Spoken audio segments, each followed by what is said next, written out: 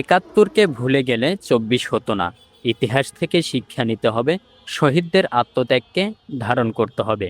জুলাই গণঅভ্যুত্থানের শহীদদের বার্তা নতুন প্রজন্মের কাছে পৌঁছে দিতে রাজধানীর বিভিন্ন স্থানে স্থাপন করা হয়েছে জুলাই শহীদদের চিঠি বক্স। চিঠিতে দেখা যায় জুলাই সনদ বাস্তবায়ন না হওয়া এবং বিচার না পাওয়ার আর্তনাদ। রাজধানীর বিভিন্ন গুরুত্বপূর্ণ স্থানে স্থাপন করা হয়েছে জুলাই শহীদদের বার্তা পৌঁছে দেওয়ার জন্য এসব চিঠি বক্স। আয়োজকদের ভাষ্য, আমরা চুপ, কথা বলবে শহীদদের চিঠি। 1971 সালেও আমাদের একটা ঐতিহাসিক দিন আছে মুক্তিযুদ্ধের, কিন্তু সবচেয়ে বড় দুঃখের বিষয় হলো আজকে আমরা মুক্তিযুদ্ধের স্বাধীনতাকে, 71কে আমরা হারিয়ে ফেলেছি। যদি আমরা 1971কে না হারাতাম তাহলে আগামীকালকে 24শে জুলাইয়ের 5ই আগস্ট হতো না। এটা আমাদের জাতির ব্যর্থতা, কলঙ্ক আমরা বাঙালি জাতি হিসেবে, যে এত বড় একটা মুক্তিযুদ্ধকে আমরা কিভাবে হারালাম।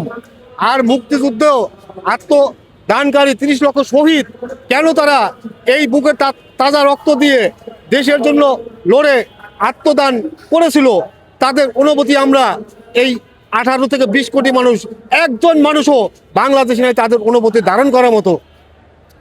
কারণ এই স্বাধীনতার পরবর্তী সময় 54 বছরে যেভাবেই যতবার ক্ষমতায় গিয়েছে প্রত্যেককেই 71-এর সাথে বেইমানি করেছে।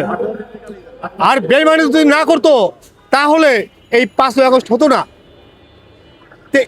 আমাদের বাংলাদেশে আমার জানা মতো অবস্থায় মোট ছোট বড় সব মিলে 5 বার অভ্যুত্থান হয়েছে। 5 বার অভ্যুত্থানের মধ্য দিয়ে আমাদের লাখো শহীদের প্রাণ ঝরে গিয়েছে, কিন্তু লাভ হয়েছে কার? লাভ হয়েছে ওই ক্ষমতাবান ব্যক্তিদের, ক্ষতি হয়েছে আমাদের। আমরা সাধারণ মানুষ পড়েছি হাহাকারে, শ্রমিক ভাই বোনেরা বেকারত্ব শিকার। কিন্তু আমি মনে করি আর যেন এই বাংলাদেশে গণ অভ্যুত্থান নামক আর শব্দটি উচ্চারিত না হয়, কারণ আমরা এই বারবার অভ্যুত্থানের কারণে আমরা সাধারণ মানুষ আজকে অসহায়ত্বের দিন যাপন করছি। আমাদের বাংলা মায়ের রাষ্ট্রত্ব প্রতিষ্ঠানগুলো ধ্বংস হয়ে গেছে। জুলাই শহীদদের লেখনীতে ফুটে ওঠা আর্তনাদ, স্বপ্ন ও আত্মত্যাগের গল্প জানতে প্রতিদিনই এসব চিঠি বক্সে ভিড় করছেন নানা শ্রেণী পেশার মানুষ। ইতিহাসকে হৃদয়ে ধারণ করে নতুন প্রজন্মের কাছে সেই বার্তা পৌঁছে দিচ্ছে জুলাই শহীদদের চিঠি box. Hasan Ali, AVN news, Dhaka.